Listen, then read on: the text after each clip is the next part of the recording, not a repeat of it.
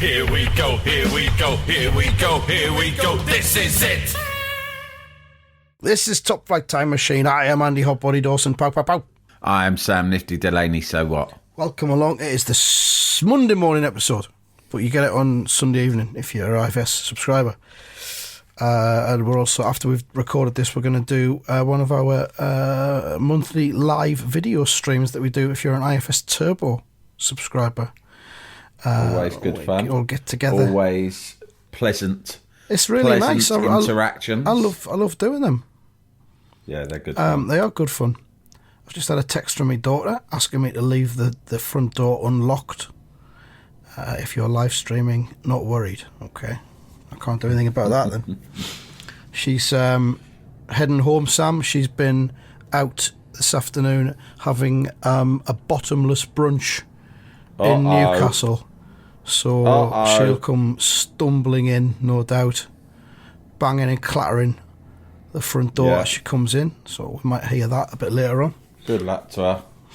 When I'm in New York next week, in fact, I think it'll be this time next week, next Sunday, my sister's booked us into a jazz brunch. Ooh. Did I tell you about that? Fucking hell. Yeah, a jazz brunch.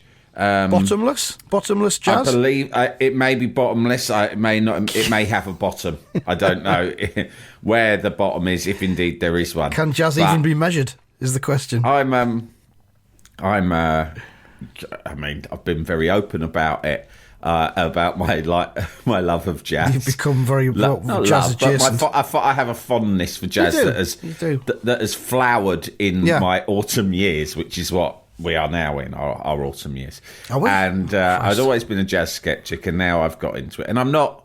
I know it's silly, and I'm making myself a very easy target for ridicule. But look, there it is. I like jazz. So no one's judging you. That's fine. Well, they may be, and if they are, then I don't blame them. But my sister's into it as well. We sort of had a confessional for each other a couple of years ago. I've said, look, I've got to tell you something.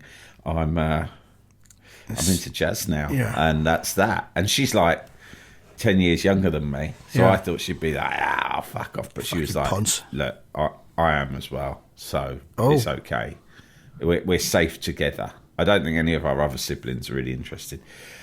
So we were quite safe. And I said to her, look, I'm coming over. Let's try and take in some jazz in New York. Arguably the world capital of jazz. I was going to say, it's the birthplace, but certainly the cradle of jazz. Let's go and try and take in Woody Allen playing his clarinet, And does he still do that?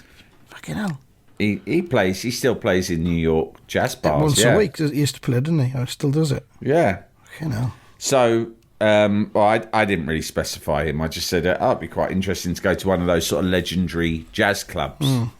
The jazz hall, the jazz bar. I think there's the jazz hall, the jazz bar. There's jazz. John Jazz's Jazzy Jamboree. Jazz's jazz extravaganza, jazz. New York Jazz. No, the Brooklyn Jazz Circus. The Manhattan Jazz Circus. Yeah.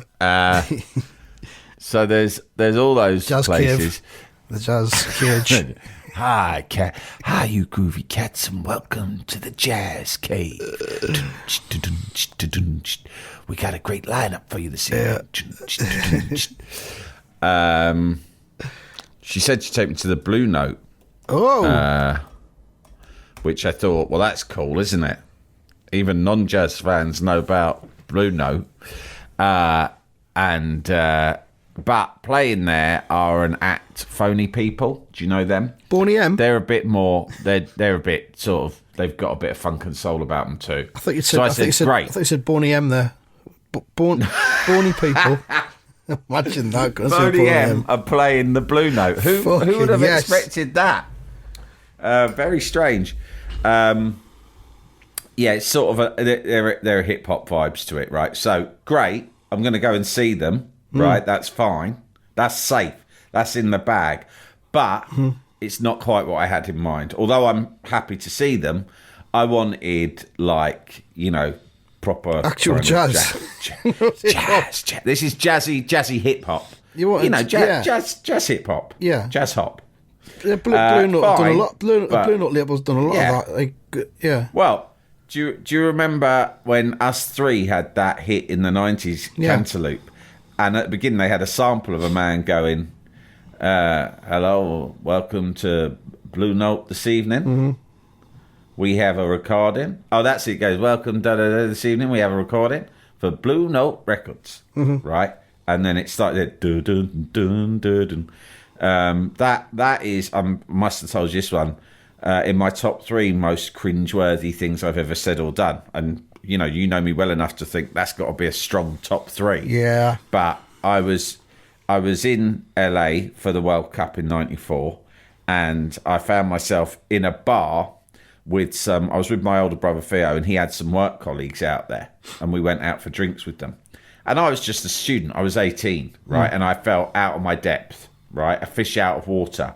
My brother's 10 years older than me, experienced, knows lots of people, Man and I'm about out with town. these people who Yeah. are all older than me. He's worked in LA, he knows people. Some of them are British, but some of them are American. They're quite glamorous, right? And I'm there like a twerp, right? Kind of have it, hello everyone, right? And I'm trying to sort of fit in. Yeah. What's up? I'm his little brother. If I have to run off, it's probably because I'm going to be sick. I had some milk. I accidentally had some milk, and my mum told me not to try the American milk because she said it was different. And then I had some anyway on my Lucky Charms this morning, and now I've got a dicky tummy. I'm never going to drink milk again. Ever. Especially not American milk. So Can you tell me put something in it? My mum said they put something in it. Can you tell me where the Chemicals. toilet is? I need to know. I don't want to go now. I just need to know where it is. I got talking at the bar to a really, really beautiful woman, like unbelievably beautiful, like a model. I mean, I think she was a model. It was unbelievable, because like 1 minute I'm just hanging around my fucking idiot mates back in London, like, hardly ever doing it, like basically in between us, never really going to any good parties or meeting any nice girls, and it's all like it's thin gruel back home. Do you know what I mean? Thin gruel. Try living in And now fucking suddenly- Sunderland, mate. Yeah, and then suddenly you're on on Sunset Boulevard in a trendy bar talking to a girl who looks like a fucking model, right? And I was thinking, hold it together, Sam. Hold it together. Act cool, right? And she said, so where are you from in the UK? And I was like, London. And she went, oh, great. Well, there's a great music scene in London. I love all the acid jazz. And I was like, yeah, I like that too. And she went, you know who I love? I love Us Three. Right? And I go, oh, yeah, it's quite jazzy, isn't it? And she was like, yeah. And I was thinking, I'm onto something here because she likes music that I genuinely like. And I know I'll be able to converse with her about this. I'm onto something here. And she's gone, yeah, Us Three are great, really great. I just love them. And I went, yeah. And then there was a pause. I love and you. I didn't know what to say. And I came out of the line, and I've told my wife this. I only told my wife it a few years ago. When I told her it, it was almost like she thought she had to divorce me. It was so embarrassing. I said to this woman, I went, there was just a small pause, and I could have just let it breathe had I been a more confident man. Yeah. But I was a boy, and I had to fill the space. Yeah. And I went, they're a great band, Us Three. You know what I really like about them? What's really great about them? She went, what? And I went, they've got a sense of humour. That was it.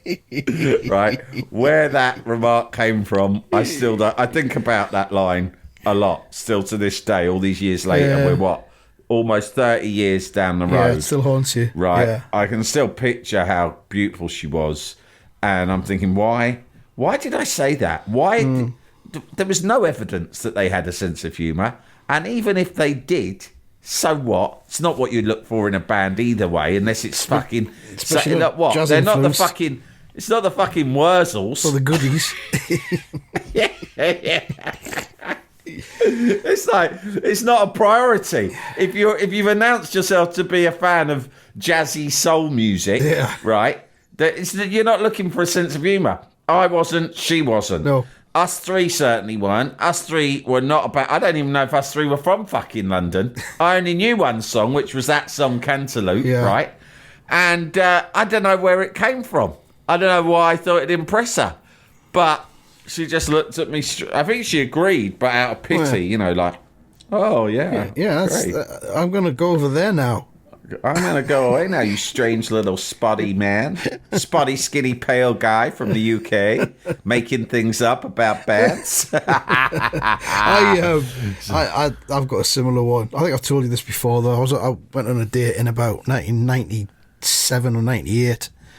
And we were talking about the internet for some reason. What do you think of the internet then? This whole internet business. That was kind of it. And I uttered the line, and as the words came out of my mouth, I just thought it's time to get up and just leave this place now. I just said that, the internet, it's the future. And I still think about that now, and it still haunts me. Oh my God. Sleeping hours. Yeah, well, we've done this before. We used to do sex fails, didn't we, a long time ago? But we had to stop it because too many people... It just got sinister. There were one or two that really were actually sinister. Borderline illegal. In fact, I was about to share another one, but now I'm thinking no, because the floodgates might open again. Well, I think it's a good category if we ask, terrible lines you've uttered during a date. Terrible lines. That have made you want to just gnaw on your own fist. Yeah, okay, but keep it just to that, because when we said... We accidentally set it up as I think I had a big opportunity and then I let it go. And sometimes the things that men were telling us didn't sound like opportunities in the first place. Sounded like crimes. They sounded pretty creepy. Pretty crimey. Pretty creepy. So anyway, I said, look, I'm great. I'm buzzing about seeing phony people at the Blue Note, but what about real jazz? She went, well, it's difficult because, she's got her 2 kids. I'm going to be there with Len. And as you know, Andy... Well, as I imagine, because I've never been to a jazz club apart from my local pub that does jazz nights. But I imagine they start at 2 a.m. in the morning. Probably. And there's a lot of heroin being smoked. Lots of heroin. I was going to say, yeah. And it's not a place for kids or for men who like to go to bed at 10 o'clock like me. Are you bringing any heroin into the club tonight? No, I don't have any at all. Well, go and see Mike over there in the corner. He'll give you some. We'll have to turn you away, I'm afraid, you strange, pale British man. So she said, but don't worry, I found a place that does jazz brunch. So I've gone, fucking hell. Yeah. So I said, all right, book it, and we'll take everyone. It'll be a family day out. I've revealed this to my son, Len, and I thought he'd go... Because he hates jazz, obviously. Yeah. I mean, he's a kid. There can't be an 11-year-old boy who I'd be worried if he did like jazz, put it that way, right?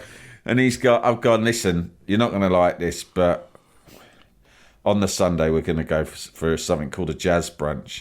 And he was like, jazz brunch? I know exactly what that is. I said, how the fuck would you, an 11-year-old boy, know what a jazz brunch was? I'd never even heard of it myself until recently. But he is obsessed. His favourite show in the world is Brooklyn Nine-Nine. Right. Which is a fucking brilliant show. It's one of my favourite shows. Yeah, my kids both love it as well. I've never He is obsessed with it. Yeah. And he kind of has watched all the episodes so many times that he can sort of, you tell him, he'll name the episode, what it was called, who co-starred, all that stuff. And he said, there's a, Teddy loves jazz brunch. I said, who's Teddy? Teddy is a character in it, right? An occasional recurring character. Right. And the whole thing about him is that he's extremely dull. That's the gag. Right. The gag is he's the ex-boyfriend of one of the main characters, and he's her extremely dull ex-boyfriend who she had to break up with because he was so dull. So every joke about this character is that he's dull. Right. So every choice he makes in everything is the most vanilla and dull choice. And the one thing that this character absolutely loves doing is going to jazz brunch. So it's his like favourite thing that he thinks is like the coolest thing you can do. So when I told Len we're going to jazz brunch, he just, thank God, rather than get the ump, he just pissed himself laughing for ages. No, it's just like this is the ultimate example of a very boring man's idea of fun. And he went, and you are that very boring man. So fuck it, let's go and have a look. Let's go and have a little pipe about and see what all the fuss is about at the jazz brunch. Let's get you all nice and humiliated, Dad. Yeah, I think it's going to be good. Sounds good. It's going to be good. Yeah. So you're off to, I mean, you're off to. Have you mentioned to us that you got to New York? I don't know if you had or not. Yeah, I think I mentioned it briefly last week. I can barely remember anything that gets said on these things. Yeah. But, so there'll be lots of content, I would hope. There'll be a huge amount of maybe content even an when I come emergency back. episode. Who knows? If something big happens, like, 9/11/2. Well, let's hope not. 9/11/2. 9/12. 9/11/2. 9/11 ever. No, hang on. 9/11/2, a new batch. Yeah. Well, let's hope. Let's stop joking about atrocities. No, if there's something really special like Jazz Brunch goes barmy or something like that, I'll do one down the phone or via my sister's laptop or something like that. Live via satellite, as they used to do. We might, back in the day, getting all Edmonds involved. Yeah, or no, actually, I was about to say Jonathan King, but I don't want to compare myself to him. But he used to do it. He used to do link-ups from the States a lot, didn't he? Well, he did. Here I am in America, and I've just bought this hat that's made of bubble gum. Yeah, and I've got They're all the rage. My Stars and Stripes fucking satin jacket. Yeah, I'm going to go and see a new game that's taken the States by storm called basketball. But first, here's a new video by Dire Straits, who are actually British.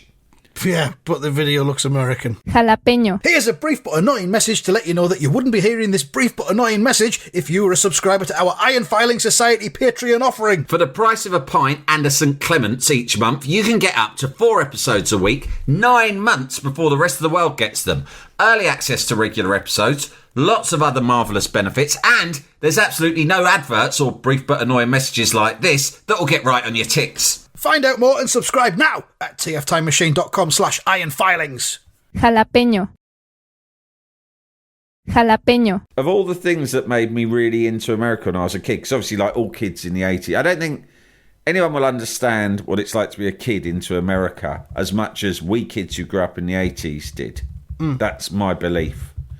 Because that era of the 80s, when it was still, by the 90s, the cultures were more aligned. Yeah. Globalism was kicking in. You couldn't get so many obscure things in America that weren't readily available here in the UK. Do you know what I mean? Yeah. But that era, and of all the things, there was obviously TV shows that you would watch, and they would make you just crave being in America.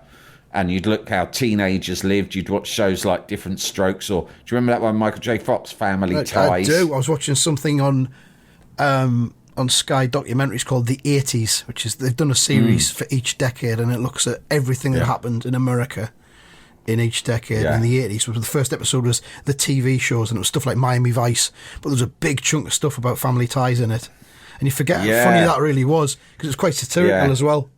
He was brilliant playing that, Michael J. Fox. And The Cosby Show was great. Yeah, but don't talk about that anymore. And the movies where you watch kids and how they live, like E.T. and also Poltergeist, those kind of big, where you saw kids living in normal suburbia, but how even normal suburban kids from like lower middle class backgrounds like had really good BMXs or sometimes their own car, and they had lived in quite big houses. You had stuff like Entertainment USA, which was Jonathan King over there, talking about all the culture and all the music and everything. And then you had the John Hughes films as well. Yeah, exactly. Teen films, because there hadn't been teen films from America really before, like Grease or something like that, which all the teens were 32. Were different. They were retro. This was like how kids lived then, or how you were led to believe they lived. Yeah. And it just seems so fucking glamorous and cool. Like, they didn't wear school uniform. They all drove to school. And then there was the John Hughes ones, which were quite kind of angsty, a lot of them.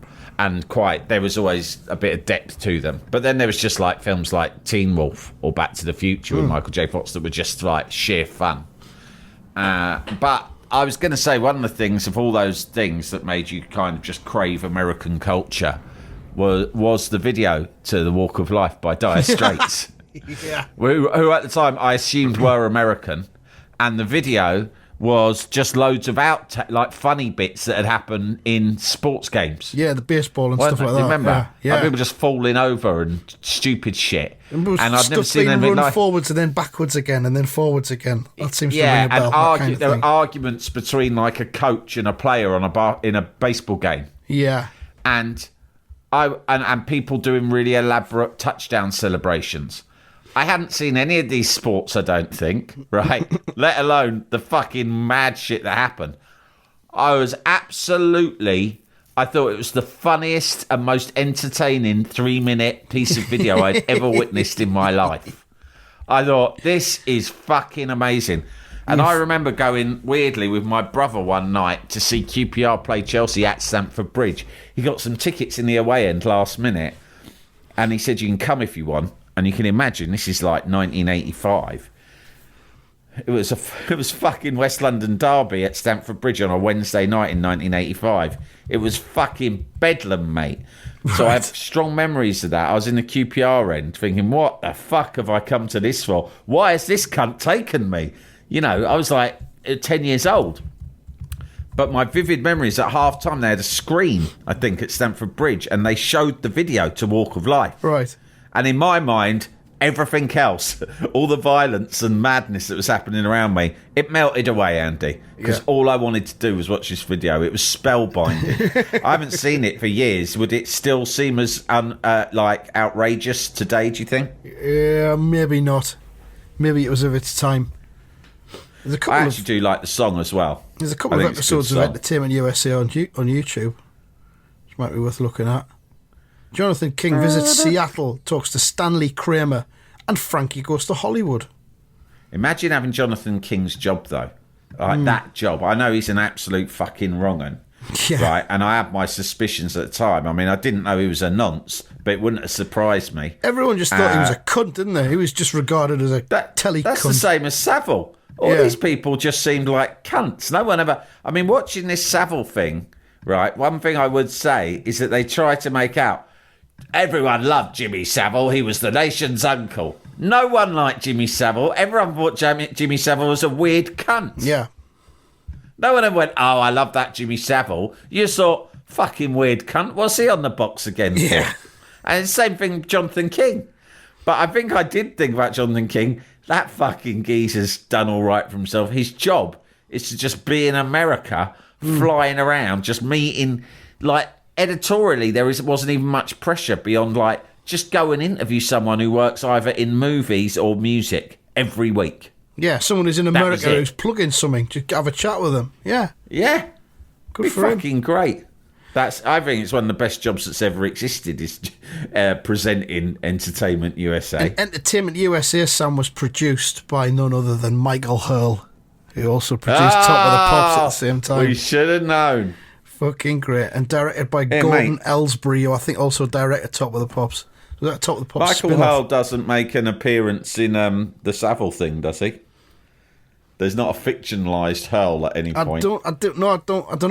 I can't remember. I don't think we see Hurl. Because there is a Top of the Pops producer I'm only 2 episodes in, who's played by that actor who used to be in, I think he used to be in maybe Green Wing. Right. I can't remember his name. Right. Well-known actor. And he plays a Savile's early producer on Top of the Pops, and he's made to look slightly complicit, let's say. Yeah, there's a bit of that, isn't there? Yeah. Yeah, but it's not Hurl. Get this, though. Michael Hurl produced TV shows including The Two Ronnies, Top of the Pops, and Blind Date. Fucking hell. He's the hitmaker. I just always thought he was just Mr. Top of the Pops. I didn't know he had all that other stuff. He produced the Eurovision Song Contest twice when it was in Britain after the year after I'll we do won the it. Euros. Fuck it. I'll Is it fucking still do Wogan? it. Fine, I'll get him in line. Still Wogan doing that shit, is it? All Michael right, Hurl. time for a professional to get involved. Bit like Alvin Stardust, he died. He went the way of Stardust, He went did the he? same way as Alvin Stardust. Stop Is breathing. that our new euphemism for death on this podcast? did a Stardust. If we refer to anyone dying, to say he went the way of Alvin Stardust. Yeah. I'm never ever going to make that mistake That's again. what I want on my gravestone. Sam Delaney, went the way of Elvin Stardust. Fucking hell. Talking of American telly, I've been hungover today, Sam. I was out at a 50th birthday party last night. And so, Was there a spread there? Was there a spread? There was Or a it spread. just booze? Yeah, there was a good spread, a good buffet, lots of booze, lots of catching up with people I don't see enough of. And it was really, really good, but I've been fucking hanging today. But I've just spent the afternoon on the sofa with copious amounts of tea. There's been some Lovely. Victoria sponge cake. And Ooh, I've watched nice. 2 full-length episodes of Columbo. And Really? I felt like a king.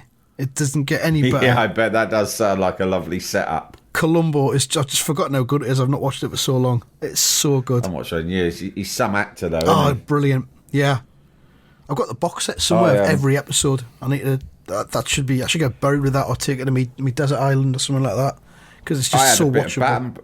I had a bit of Battenberg cake on Friday night. Is that nice? That was nice. I haven't had that in years. Imagine that. Some cunts thought, I'm going to make a pink and yellow cake and I'm going to arrange it checkerboard style.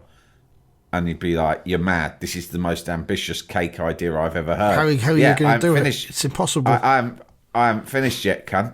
I'm going to wrap the whole thing in fucking marzipan.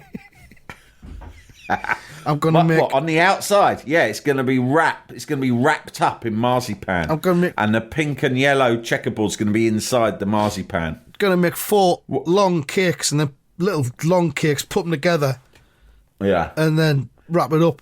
You'll love it. How will they be held together? Will there be like an icing cement of some sort? No. Well, what? They'll just fall apart then. No, they won't. Because I'm not going to put cement on the outside. Instead, I'm going to put some cladding, some marzipan cladding around the outside, to hold it all together. That's incredible. Sorry, I didn't catch your name. It's Battenberg. Sir John Battenberg.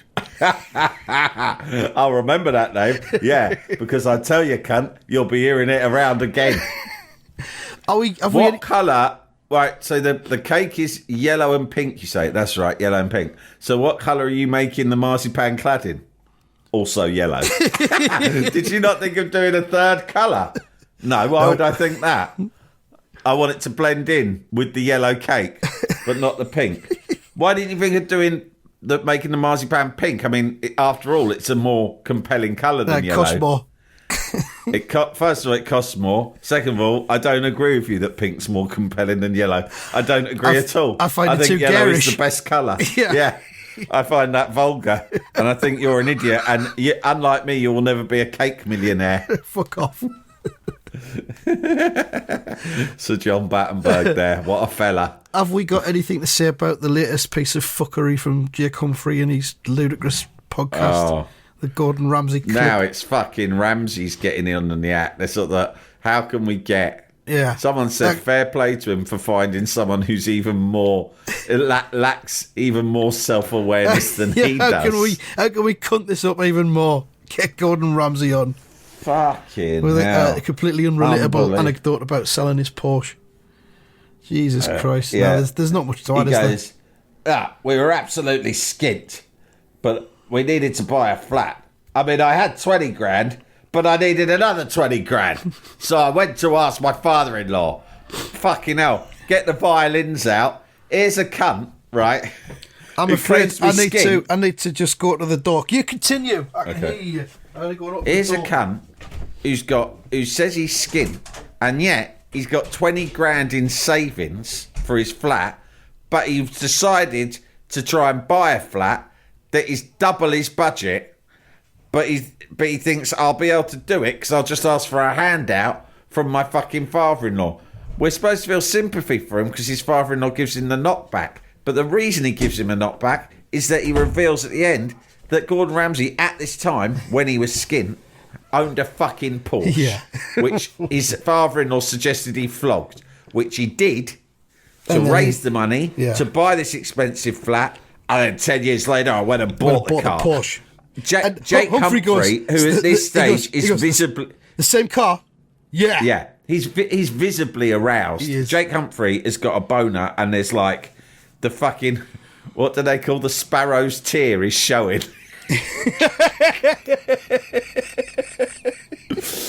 right? He's just a little bit of spunk is already fucking emerging. A little bit, just an ooze. His fucking yeah. high performance fucking Yeah. penis. And he's like, was it the the same same car, Gordon? Was it the same Porsche, fuck, it was, wasn't it? Oh, it you was the fucking same dirty car, cunt. Jake. Oh, come on, let's wank each other off. Unbelievable scenes. Unbelievable scenes. Awful. Truly awful. Yeah. If any of you But luckily, the Tories are well on their way out, and those people will go out of fashion. Because the thing is, not to go back to the 90s like I always do, but cunts like that were out. I'm sure in the 90s, Andy, cunts like your Humphreys of this world, right, were fucking outlawed. I think so. They were outlawed, and rightly so. You didn't see they were cunts shunned. like that on TV. You Yeah, didn't see them on TV. On TV, you either got good lads, right, because suddenly good lads were given a chance to shine, Yeah. right, or you had old guys like fucking Des Lynam, right, or Terry Wogan, who everyone was like, "Wee, there they are, the old granddad with a good story up his sleeve." Not nice, avuncular, amusing, intelligent and witty men, your Wogans and your Lynams of this Yeah. world. Or they'd let people on telly like Frank Skinner, right, doing daft stuff on fantasy football. Great. But you wouldn't get these fuckers like Jake Humphrey talking all this shit, and he'll be gone. That when the revolution comes next year, those cunts can all get out the fucking way again. I don't know. I think they're too deeply ingrained into the culture now through the whole world of you're the probably internet. right. The internet, I'm Sam. fantasising. The internet, it's the future. It's the future. It's the future. And sadly, the future has arrived, and it is in the shape of Jake Humphrey. Okay, I reckon that's it. We'll just quickly round up the predictions. You got 4 points. Results Spot got 4 points. I got 2 points. So you and I are on 26. I'm on 27. Results Spot's on 33. So it's still stretched its lead out again a little bit. Unbelievable. It's just been a big season for 1-0 home wins. Unbelievable. You know, just lots of home wins in general this week. Yeah. Unfortunately, but there you go. So that's it. We'll be back throughout the week, as they call it. And yeah, that's what they're calling it these days. That's it. Fucking 7 days. Whoever made that up, some fucking uptight Lampard cunt. Fucking the Jake Humphrey of the fucking ancient Greek times said, I think we should fucking arrange hours into days, and then we should arrange days into weeks, and then we can all make a fucking schedule, can't we? Then we all know where we need to be at a certain time and day. Yeah, how do we know? It's where the sun is in the sky, you see. That's how we'll work it out. You boring cunt. I'll get there when I fucking get there. No, you can't, because I've invented a week, and soon I'll be working on a month and a year, and then a decade. Right, there we go then. Thank you very much, and goodbye. Goodbye.